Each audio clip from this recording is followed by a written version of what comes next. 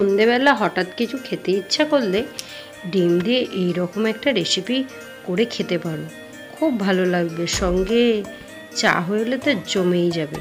এর জন্য আমি নিয়ে নিয়েছি কয়েকটা ডিম। আমার এখানে 6টা-7টা ডিম আছে।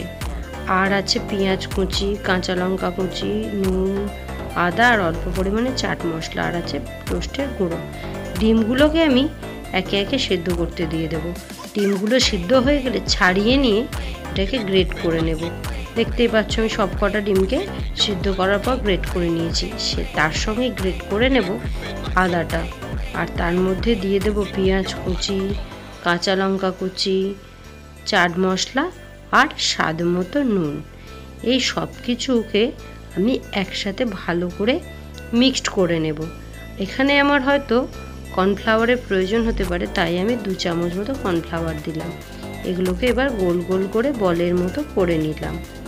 এবার অন্য একটা পাত্রে আমি 2টো ডিমকে ফাটিয়ে নিয়েছি। এবার বলগুলোকে এই ডিমের মধ্যে ভালো করে চুবিয়ে নেব। আমি গোল গোল আকৃতি দিয়েছি, তোমরা চাইলে যে কোনো রকমভাবে আকৃতি দিতে পারো।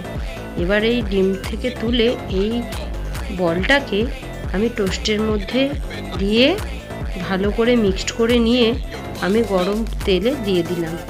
যখনই বল, এখানে কিন্তু আঁচটা একটু কমিয়ে রাখবে। যখনই বলটা লাল লাল করে ভাজা হয়ে যাবে, তুমি তুলে চায়ের সাথে সন্ধেবেলা খেয়ে দেখো, একদম জমে যাবে সন্ধে।